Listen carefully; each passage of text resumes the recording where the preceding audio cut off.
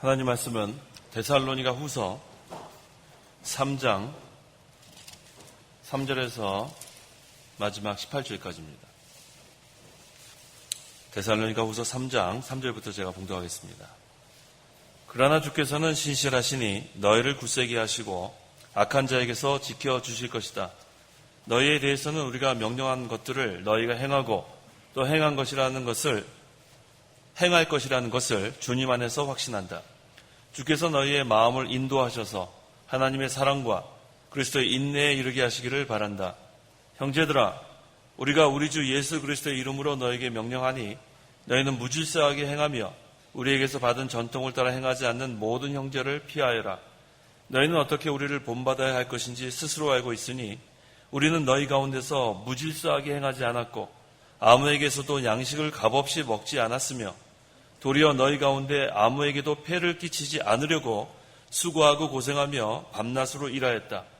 이는 우리에게 권리가 없어서가 아니라 우리 스스로 너에게 본을 보여 우리를 본받게 하려는 것이다. 우리가 너희와 함께 있을 때에도 너에게 명령하기를 누구든지 일하기 싫어하거든 먹지도 마라라고 하였다. 우리가 들으니 너희 가운데 어떤 이들은 무질서하게 행하여 아무 일도 하지 않고 일만 만들고 있다고 한다. 이런 이들에게 우리는 주 예수 그리스도 안에서 명령하고 또 권면하니 조용히 일하여 자신의 양식을 먹도록 하여라. 형제들아, 선을 행하다가 낙심하지 마라. 누구든지 이 편지에서 지시한 우리의 말에 순종하지 않거든 그를 지목하여 그와 사귀지 말고 그가 부끄러움을 느끼게 하여라. 그러나 그를 원수같이 여기지 말고 형제같이 권고하여라. 평강의 주께서 친히 너에게 모든 일에 항상 평강을 주시기를 바란다. 주께서 너희 모두와 함께 하시기를 원한다. 나 바울이 친필로 문안한다. 이것이 모든 편지의 표가 되므로 내가 이렇게 쓴다. 우리 주 예수 그리스도의 은혜가 너희 모두와 함께 있을지어다. 18절까지 봉독했습니다. 그 13절에 형제들아 선을 행하다가 낙심하지 마라 그랬습니다. 그래서 선을 행한다는 것은 하나님의 뜻대로 행하는 것, 즉 하나님의 일을 하는 것을 말하는데 하나님의 일을 하다가 낙심하지 말라는 거예요. 그래서 이 시간 증거의 말씀의 제목은 선을 행하다가 낙심하지 마라. 선을 행하다가 낙심하지 마라라는 제목으로 말씀을 증거하겠습니다. 3절에 그러나 주께서는 신실하시니 너희를 굳세게 하시고 악한 자에게서 지켜주실 것이다 그랬습니다. 그 바로 위에 있는 그 2절에는 바울이 대적자들을 뭐라 그랬냐면 믿음이 없는 부당하고 악한 사람들이라 그랬어요. 바로 위의 절에. 그런데 3절에서는 그와 반대로 주님은 신실하시다 그랬습니다. 그래서 이 신실하신 하나님께서 성도들을 굳세게 해주신다는 거예요. 변함이 없으신 하나님.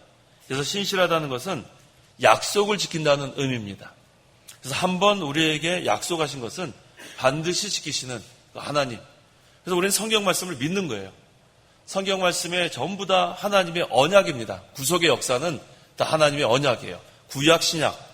그래서 우리는 성경 말씀은 그대로 이루어진 것을 믿는 겁니다. 그래서 그 신실하신 하나님께서 우리와 함께 계시니까 우리를 굳세게 하시고 또 악에서 구해 주십니다. 그래서 우리가 주기도문 할 때도 악에서 구해달라고 나오죠? 몇 번째 나옵니까? 또 처음부터 해야죠. 하늘에 계신 우리 아버지여 이름이 거룩하게 하옵시고 나라에 임하옵시며 뜻이 하늘에서 이룬 것 같이 땅에서 쭉 한 다음에 나오죠. 나중에 악에서 구하옵소서. 그래서 신실하신 하나님이시기 때문에 우리를 악에서 구하십니다. 그래서 우리는 그 악에서 항상 나올 수가 있어요. 계속해서 거기 머무는 게 아니라 신실하신 하나님께서 우리를 굳세게 해주시고 악에서 반드시 구해주십니다. 그 다음 4절 너희에 대해서는 우리가 명령한 것들을 너희가 행하고 또 행할 것이라는 것을 주님 안에서 확신한다 그랬어요. 그 바로 그 데살로니가후서 1장 3절 하반절에 그랬죠. 너희의 믿음이 더욱 자라고 너희 모두가 각자 서로에게 베푸는 사랑이 풍성하기 때문이다 그랬어요. 이 데살로니가 교회는 왜 모범이 되냐면 믿음이 자라는 교회예요. 믿음이 더욱 자라는 교회. 또 서로에게 베푸는 사랑이 더욱 풍성한 교회. 믿음도 자라고 사랑도 풍성해지고 이런 교회입니다. 그렇기 때문에 바울은 확신했어요. 앞으로도 잘할 거다. 믿음이 더욱 자라고 서로에게 베푼 사랑이 더욱 풍성한 교회는 앞으로도 계속 진행될 것이다. 그런데 이 바울의 확신은 그냥 인간의 생각이 아니라 그 4절 하반절에 뭐라 그랬어요? 주님 안에서 확신한다 그랬어요. 우리의 믿음, 우리의 그런 구원은 주님 안에서만 확신이 있습니다. 그래서 우리의 그 구원의 확신은 내 감정에 있는 것이 아니에요. 우리의 신앙 상태는 변동이 있어요. 어떨 땐 기도가 잘 되고, 어떨 땐 말씀이 막 은혜가 되고, 어떨 땐 막 살아계신 하나님이 막 느껴지고, 그런데 어쩔 때는 낙심이 돼요. 어떨 땐 일이 안 되니까 풀이 죽어요. 어쩔 때는 기도도 안 돼요. 은혜도 안 돼요. 구원의 확신은 그런 우리의 감정에 있는 것이 아니에요. 구원의 확신은 우리의 신앙 상태에 있는 것도 아닙니다. 구원의 확신은 어디에 있어요? 주님 안에서 있는 거예요. 주님 안에서. 주님 안에서만 구원의 확신이 있습니다. 주님 안은 바로 하나님 나라예요. 하나님 나라 안에서만 우리는 의가 있고 평강이 있고 기쁨이 있는 것처럼 주님 안에서 우리는 구원의 확신이 있어요.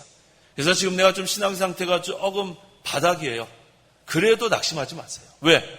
주님 안에서 확신하는 거지 나의 현재 신앙 상태에는 확신이 없어요. 또 나의 현재의 감정, 어쩔 땐 슬프고 우울하고 괴롭고 그걸로 우리의 구원의 확신이 있는 것이 아니에요. 구원의 확신은 어디에 있어요? 주님 안에 있는 거예요. 그래서 우리는 낙심하지 않습니다.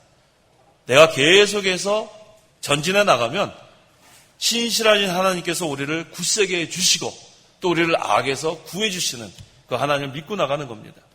그래서 우리가 이 하나님의 일을 하는 것, 믿음 생활을 하는 것은 시작하신 분이 그 일을 이루신다 그랬어요. 빌립보서 1장 6절. 6절. 나는 너희 가운데서 선한 일을 시작하신 분께서 그리스도 예수님의 날까지 이루실 것을 확신한다. 예, 하나님의 일을 시작하신 분께서 그리스도 예수님의 날까지 이루실 것을 확신한다. 누구 안에서요? 주님 안에서 확신하는 거예요. 사도 바울이 확신한다는 것은 항상 주님 안에서 확신한다는 거예요. 사도 바울이 무슨 힘이 있어요? 하지만 주님 안에 있으면 힘이 있습니다. 그래서 그 5절, 주께서 너희의 마음을 인도하셔서 하나님의 사랑과 그리스도의 인내에 이르게 하시기를 바란다 그랬습니다. 자, 주께서 우리의 마음을 인도해야 돼요. 우리의 마음은 변동이 심해요. 조석변이에요. 아침과 저녁의 생각이 달라요. 화장실 들어갈 때하고 나올 때가 달라요. 우리 이런 자들이에요. 하지만 우리의 마음을 주께서 인도하시면 그 다음에는 어디에 이르냐면 하나님의 사랑에 이르게 되고 그리스도의 인내에 이르게 되는 거예요. 그래서 우리가 주님의 인도를 받는 그런 마음이 돼야 돼요. 주님의 마음은 뭐예요? 예수님의 마음은 온유와 겸손이에요. 항상 우리가 주님의 마음, 그것은 온유와 겸손. 온유의 뜻은 하나님 말씀을 순종하는 게 온유입니다. 그 다음에 겸손은 낮아지는 것. 늘 하나님의 말씀을 순종하고 낮아지면 주님께서 우리의 마음을 인도하십니다.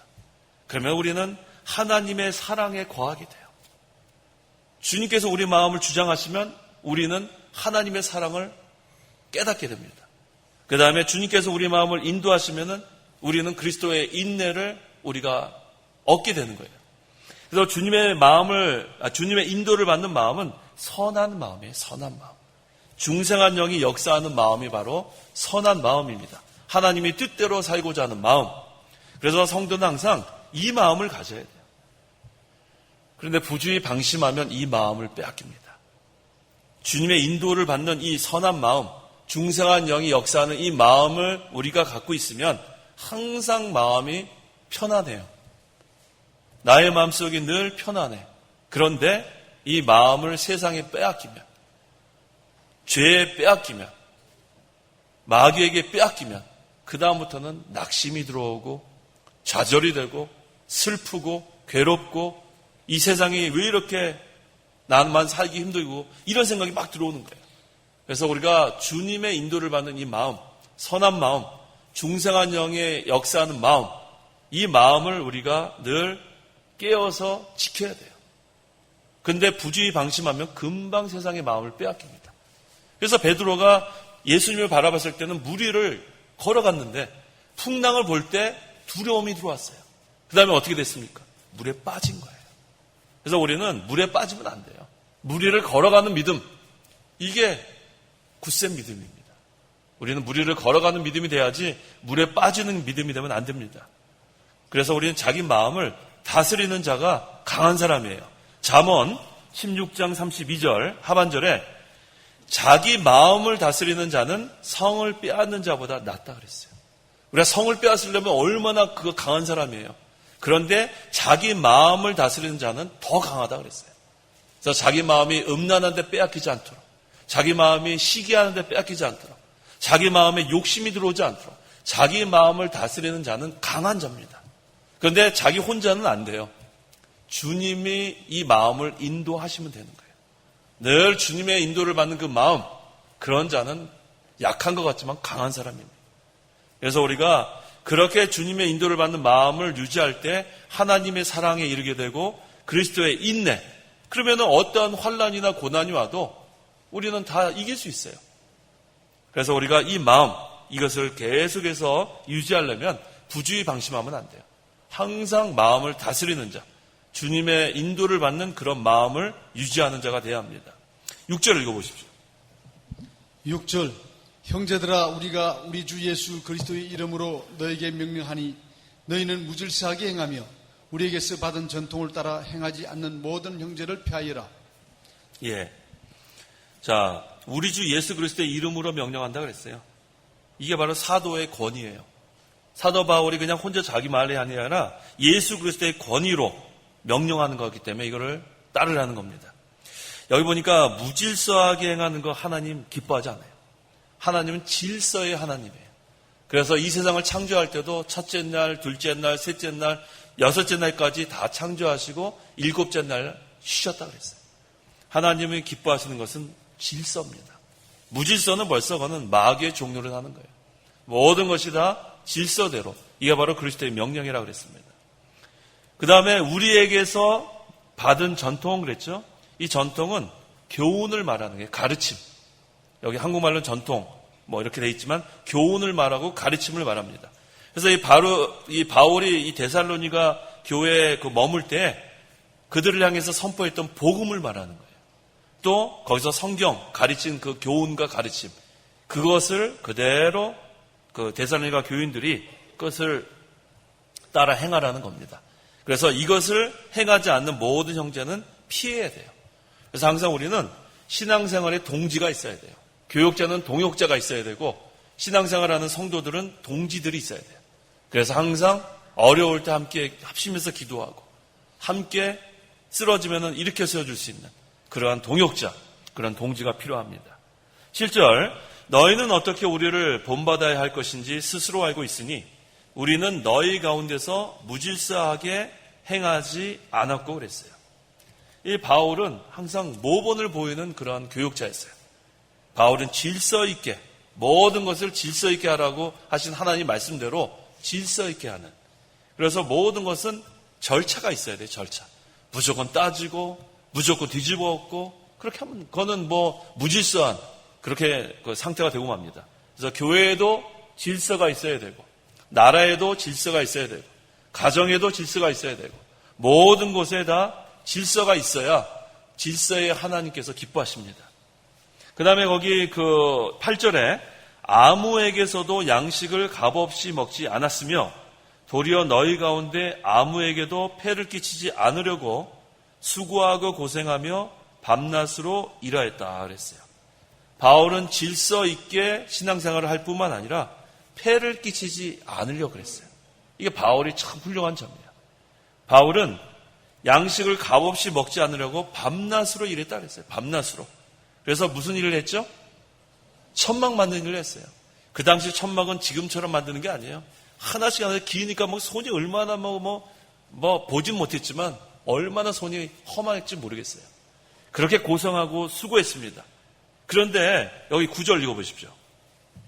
9절 이는 우리에게 권리가 없어서가 아니라 우리 스스로 너희에게 본을 보여 우리를 본받게 하려는 것이다. 사실은 바울이 하나님의 사도의 권세를 사용할 수 있었어요. 그래서 그 신자들에게 생활비를 받을 권리가 있었지만 자기 손으로 노동을 하면서 전도를 했습니다. 그 이유는 뭐냐면 첫째, 신자들에게 폐를 끼치지 않으려고 그랬어요. 이게 바울의 정신이에요. 폐를 끼치지 않으려고. 두 번째는 신자들에게 이렇게 열심히 일하면서 살라고 모본을 보이기 위해서. 그래서 사도 바울은 천막 만드는 일을 하면서 자기가 본이 되는 생활을 했습니다. 그렇다고 해서 교육자가 교회에서 살해받는 것, 그거 잘못된 건 아닙니다. 성경적이에요. 그래서 이 바울도 빌립보 교회에서 보내준 생활비를 받은 적이 있습니다.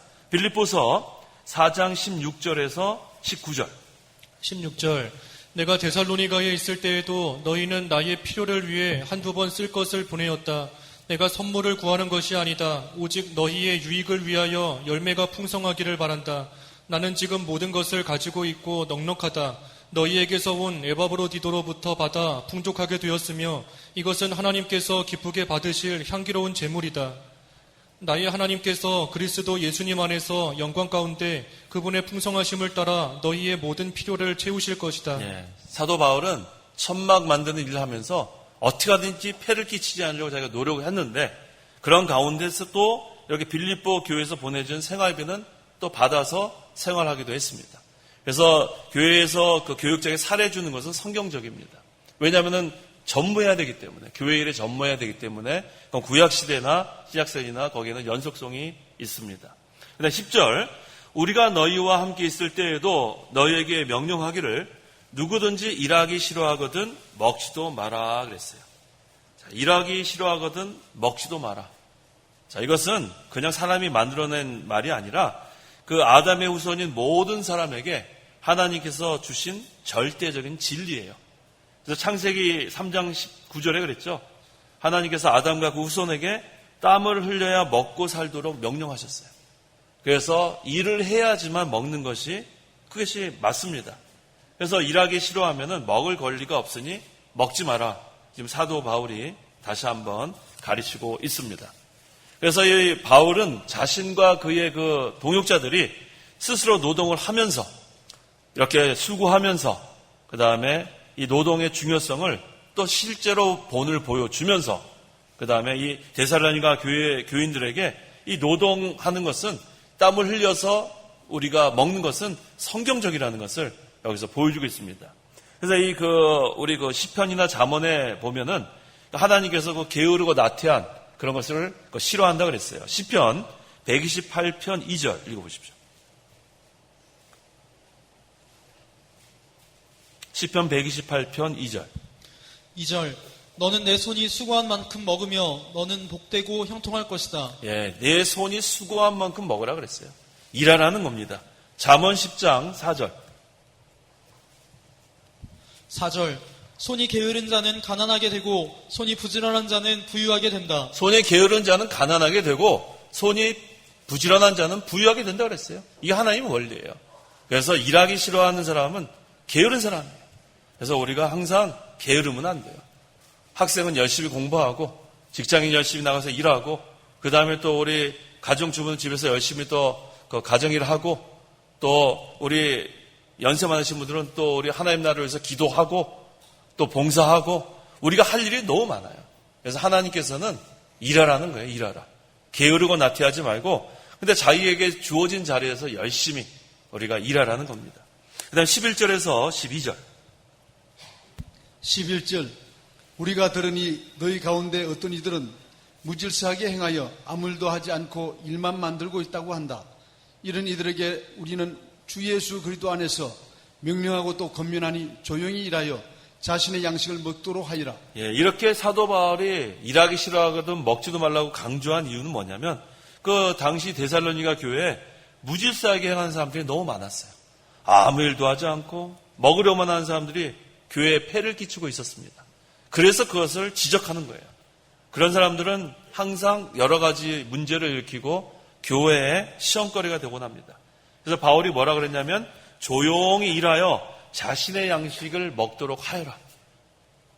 그래서 이 은혜 받았다고 해서 일하지 않고 늘 교회에 그냥 나와서 아무것도 안 하고 있는 사람들이 그 당시에 있었어요. 또 예수님이 재림이 가까웠다고 하면서 일 안 하면서 예수님 재림만 멍하니 바라보는 사람들도 있었어요. 그건 성경적이지 않다는 거예요. 조용히 일하라는 거예요. 조용히. 가정에서 또 교회에서 또 하나님의 복음 운동을 위해서 조용히 잠잠히 자기 위치에서 자기의 의무와 책임을 다하는 것이 성경적입니다. 그래서 우리 1992년도에 다미선교회라고 있었어요. 다미선교회. 마라나타. 한국에서는 다미인지 마라나타인지 어떤 건지 모르겠습니다. 뭐였어요? 다미선교회. 예, 우리 미국 LA에서는 마라나타라 그랬어요. 그래서 1992년 10월 며칠인가 예수님 재림하신다고 10월 며칠이요? 28일이고 중요하지 않아요. 잊어버려요. 10월 28일이랍니다. 어쨌든 그때 오신다 그랬어요. 그러니까 어떻게 했어요? 학생들은 너무 신났어요. 이제는 시험 볼 필요도 없다. 학생들이 그 시험 보는 거 너무 괴로워해요. 그 시험 보는 거 좋은 겁니다. 오늘도 지금 신학대학원 2학년 지금 제가 시험 감독하고 왔는데 사실 그 감독이 더 힘들어요. 시험 보는 게 좋아요. 시험 문제 푸는 게 쉽지 시험 문제 내는 게 더 힘듭니다. 어쨌든 시험을 보는 게 중요한 거예요, 학생들. 열심히 공부하세요. 그런데 그 마라나타 그 선교회에서 예수님 재림한다 그러니까 다 이제는 학교 안 다니고 다 이제는 거기 사람들 모임으로 가고 또 직장인들 얼마나 일하기 힘들어요. 다 직장 그만두고 다 오고. 그다음 거기서 뭐라 그랬냐면 이제 재림하시면은 돈이 뭐 필요하냐? 은행에 있는 돈 다 가져와라 해서 전부 다 은행 크로스하고 전부 다 돈 갖다가 거기다 바치고 그래서 거기서 쭈구리가 앉아가지고 기다리고 있었어요. 쭈구리고 앉아가 말이 되나요? 표준말이에요. 쭈구리가 앉아서 예, 가만히 앉아서 기다리고 있었어요. 그런데 오시긴 뭐로 오셔요? 그 다음에 그 사람들이 어디에 갔는지 잘 모르겠어요. 완전히 가정은 파탄되고 직장 뭐 다 잃고 그 학생들은 다 이제는 그래서 비정상적인 사람들이 다 되고 말았어요. 그것은 예수님의 재림을 고대하는 그러한 준비하는 모습이 아닙니다. 주님이 오늘 밤 오실지라도 학생들은 뭐 해야 돼요? 공부해야 돼요. 직장인들은 직장생활 계속 하시고 그 다음에 우리 성도들은 신앙생활 계속 똑같이 하는 거예요. 기도도 하고 예배 참석하고. 그런데 거기에 미혹되면은 그 다음에는 비정상적인 사람이 됩니다. 그래서 우리가 이단에 빠지면 전부 다 비정상적인 사람으로 바뀌게 되는 거예요. 그래서 우리가 분명히 알아야 될 것은 뭐냐면 모든 것을 질서의 하나님 것으로 우리가 믿어야 돼요. 하나님은 질서 있게 생활하기를 원합니다. 그래서 우리가 모든 면에 질서를 찾아야 돼요. 가정에서도 교회에서도 나라에서도 모든 면에 질서 있게. 그 다음에 주님이 재림하시면 그 가운데서 우리는 주님을 영접하는 거예요. 그래서 앞으로 이제 별 희한한 이단들이 다 나올 겁니다. 거기에 우리는 미혹되지 않는 것은 어떤 하나님이에요? 질서의 하나님이에요. 질서의 하나님. 무질서하게 갑자기 나타나고 그런 거 아닙니다. 주님은 구름 타고 올라가신 본 그대로 오신다 그랬기 때문에 그것도 하나님의 질서예요. 그대로 오신다 그랬어요. 그래서 이 육신의 눈으로 볼 수 있게 오신다 그랬으니까 분명히 육신의 눈으로 예수님 재림하는 것을 우리가 살아있다면 보게 되는 겁니다. 그래서 어떠한 미혹이 와도 넘어가면 안 됩니다. 그래서 13절 형제들아 선을 행하다가 낙심하지 마라 그랬어요. 아까 선을 행하는 게 뭐라 그랬죠? 하나님의 일을 하는 것이 선을 행하는 거예요. 우리가 하나님 일하다가 낙심하면 안 돼요. 하나님 일하다가. 주 안에서 수고하는 것은 헛된 것이 하나도 없는 줄 알아야 돼요. 그래서 항상 이 말씀을 믿고 항상 질서 있게 낙심하지 말고 이 교회에는 무질서하게 하려고 하는 사람들이 항상 있게 마련입니다. 거기에 현혹되지 말고 하나님만 의뢰하고 항상 우리가 선을 행하면 하나님의 일을 하면 반드시 열매를 거두게 됩니다. 갈라디아서 6장 9절. 9절. 우리가 선을 행하다가 낙심하지 말자. 지쳐 포기하지 않으면 때가 되면 거두게 될 것이다. 예. 선을 행하다가 낙심하지 말자. 지쳐 포기하지 않으면 때가 되면 거두게 될 것이다 그랬어요. 하나님의 때. 저는 너무 좋아요, 이 구절이. 때가 되면 하나님은 신실하신 하나님이기 때문에 하나님이 정하신 때가 되면 되는 거예요. 조급해할 필요가 없어요. 야, 이게 과연 될까? 하나님의 뜻이면 됩니다. 그래서 우리가 기도하다가 낙심하지 말고 하나님의 일을 하다가 낙심하지 마세요. 때가 돼야지 이루어지는 거예요. 근데 우리가 조급하기 때문에 자꾸 낙심합니다. 근데 성경에는 선을 행하다가 하나님의 일을 하다가 낙심하지 말라 그랬어요. 지쳐 포기하지도 말라 그랬어요. 그러면은 때가 되면 하나님께서 이루게 해주신다는 겁니다. 그 다음에 14절 15절 누구든지 이 편지에서 지시한 우리의 말에 순종하지 않거든 그를 지목하여 그와 사귀지 말고 그가 부끄러움을 느끼게 하여라. 그러나 그를 원수같이 여기지 말고 형제같이 권고하여라. 자, 이건 뭐에 대한 말씀이냐면 징계에 대한 말씀이에요. 징계. 자, 교회에서 잘못하는 사람들, 하나님의 말씀을 순종하지 않는 자들을 징계해야 되는데 어떻게 해야 되나? 그 징계 방법. 첫째, 그게 뭐라 그랬죠? 첫째는 그를 지목하여 사귀지 말게 하라 그랬어요. 교회에 잘못하는 사람, 하나님의 말씀 순종하지 않고 어기는 사람, 권면을 받아들이지 않고 계속해서 자기 주장하는 사람, 어떻게 징계하냐? 첫 번째 방법은 그를 지목하고 그와 사귀지 말게 하라 그랬어요. 두 번째 뭐라 그랬죠? 그가 뭐를 느끼게 하여라? 부끄러움을 느끼게 하여라. 권징을 행하지 않으니까 부끄러움은커녕 아주 기고만장한 거예요. 오히려 자기가 잘했다고 자만한 사람들, 그런 사람들을 부끄러움을 느끼게 하라 그랬어요. 분명히 잘못한 것은 교회에서 권징해야 돼요. 징계해야 되는데 첫째는 그를 지목해야 돼요. 이 사람이 잘못했다.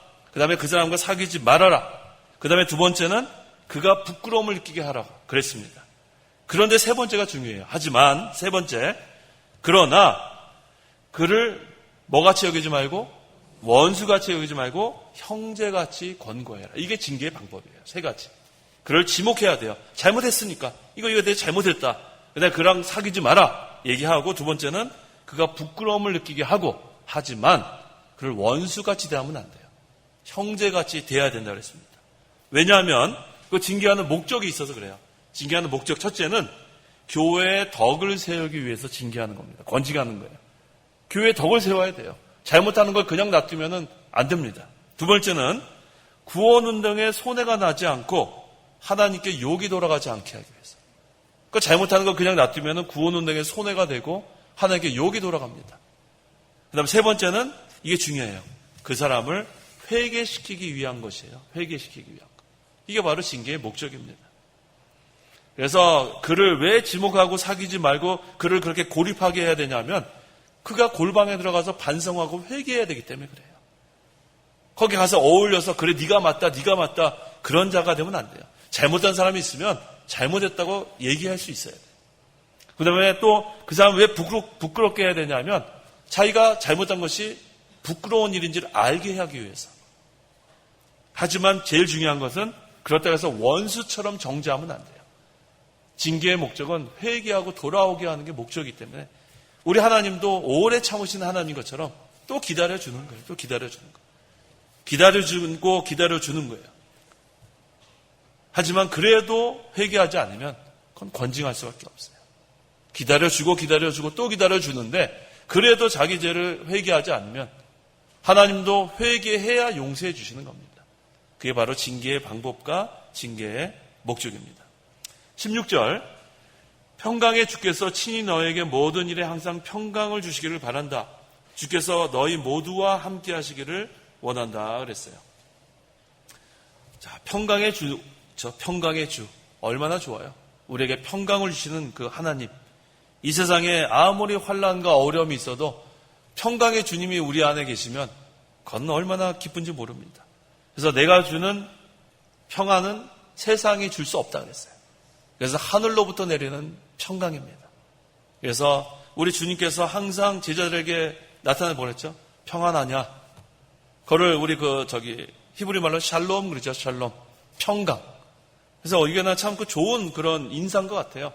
우리도 앞으로 샬롬 그럴까요? 샬롬? 이상한가요? 한번 옆에 분한테 샬롬 그려보세요. 샬롬.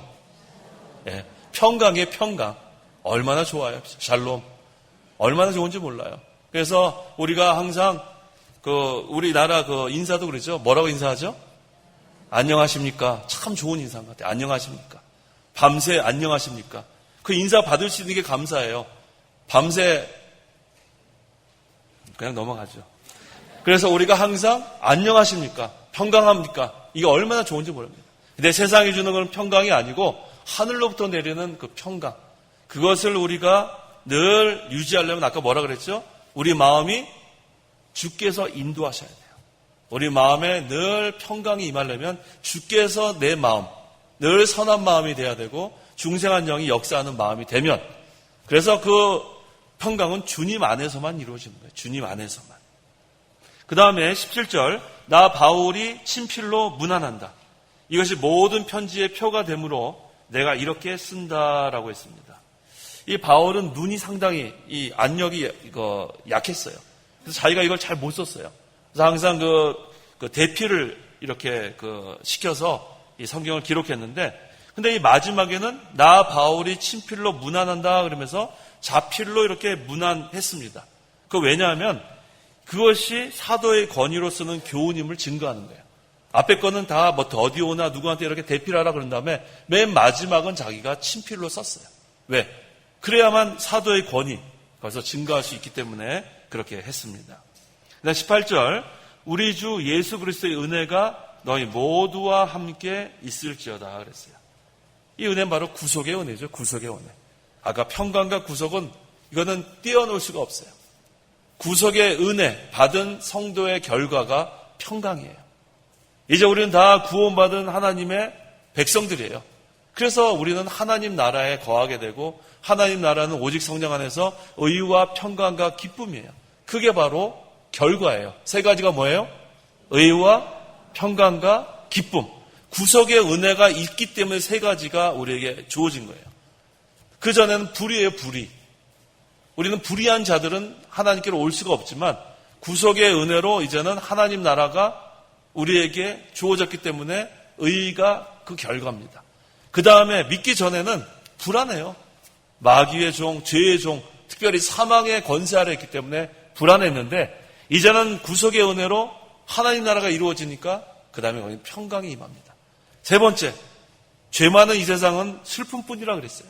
하지만 구속의 은혜로 예수님을 믿고 난 다음에는 내 마음에 기쁨이 임하는 거예요. 그래서 이 구속의 은혜의 결과가 세 가지예요. 의와 평강과 기쁨입니다. 그래서 이 사도 바울은 맨 마지막에 이렇게 인사하는 거예요. 주 예수 그리스도의 은혜, 구속의 은혜가 너희 모두와 함께 있을지어다. 너희 모두와. 그래서 모두는 성도들을 가리킨 거예요. 구속의 은혜를 받은 성도들에게는 이제는 세 가지가 이루어지는 겁니다.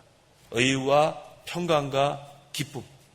자, 오늘 제목이 선을 행하다가 낙심하지 마라 그랬어요. 하나님의 일을 하다가 낙심하면 안 됩니다. 지쳐 포기하지 않으면 때가 되면 거두는 날이 오게 돼 있어요.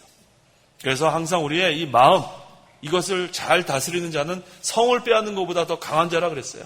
이 마음을 빼앗기지 마십시오. 이 마음을 마귀한테 빼앗기면 안 되고, 욕심 빼앗기면 안 되고, 세상에 빼앗기면 안 돼요. 빼앗기는 순간부터 우리는 흑암이에요. 캄캄합니다. 그 다음에는 주님을 부르짖어도 부를 지를 힘이 없어요. 하지만 이 마음이 늘 성령의 인도를 받고 주님의 인도를 받으면 선한 마음이 되니까 늘 말씀이 은혜가 될 수밖에 없어요. 기도해도 은혜가 될 수밖에 없어요. 찬송을 해도, 우리가 예배 참석만 해도 우리 마음에는 의와 평강과 기쁨이 늘 우리가 임하게 되는 거예요. 하나님 나라가 이루어지니까. 그래서 우리가 이 마귀한테 빼앗기지 마십시오. 또 스스로 나는 힘이 없고 약하고 그렇게 푸념하지 마세요. 우리가 확신하는 것은 나의 현재의 신앙 상태나 감정에 있는 게 아니라 했어요. 나의 구원의 확신은 어디 있어요? 주님 안에 있는 거예요. 주님 안에. 그래서 우리가 늘 주님 안에 거하면 우리는 힘이 납니다. 그래서 계속해서 선을 행하십시오. 계속해서 하나님의 일을 하세요. 그러면은 하나님께서 우리를 붙들어 주시고 우리에게 열매 거두는 때가 반드시 오게 됩니다. 기도하시기 바랍니다. 기도하겠습니다. 하나님 아버지, 은혜와 사랑을 참으로 감사합니다. 우리가 예수님 믿기 전에는 불의한 자들이었고 늘 마음이 불안하고 늘 죄와 마귀와 사망의 권세 아래에서 항상 우리가 불안하고 슬퍼할 수밖에 없는 그러한 자들이었지만 이제 하나님의 구속의 은혜로 하나님의 은혜로 예수님을 믿고 이제는 의와 평강과 기쁨을 누리게 하신 하나님 참으로 감사합니다. 우리의 현재의 신앙 상태나 감정 상태에 우리의 구원의 확신이 있는 것이 아니라 주님 안에 구원의 확신이 있다고 그랬습니다. 늘 주께서 우리 마음을 주장하시고 인도하시고 우리가 주님의 인도를 받는 선한 마음이 될 때에 항상 우리 마음이 편안하고 아무 근심 없습니다. 하나님께서 늘 붙들어 주셔서 저희들이 부주의 방심하지 않게 하시고 이 마음이 세상에 기울어지지 않도록 마귀에 넘어가지 않도록 욕심에 빠지지 않도록 늘 성령께서 주장하시고 인도하여 주시옵소서. 선한 일을 하다가 낙심하지 마라 그랬습니다. 지쳐 포기하지 않으면 때가 되면 열매를 거둔다 그랬사오니 하나님께서 붙들어 주셔서 끝까지 계속해서 우리가 선한 일을 행할 수 있도록 도와주시옵소서. 예수님의 이름으로 기도하옵나이다. 아멘. 찬송가 455장, 새 찬송가 370장, 455장, 370장.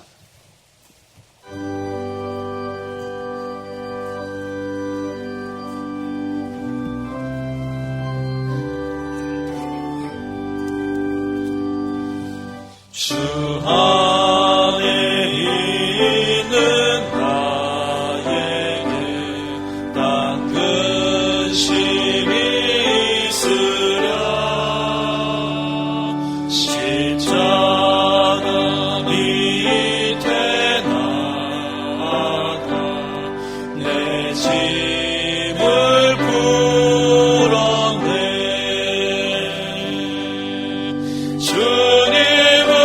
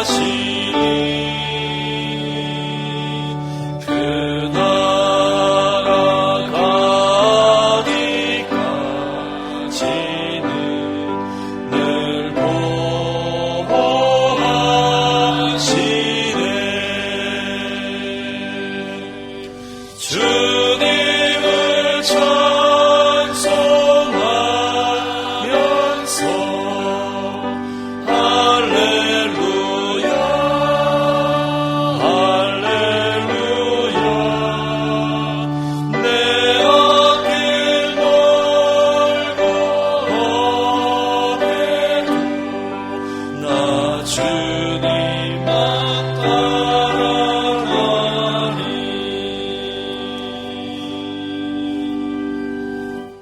광고 말씀은 우리 초상 광고입니다. 2구역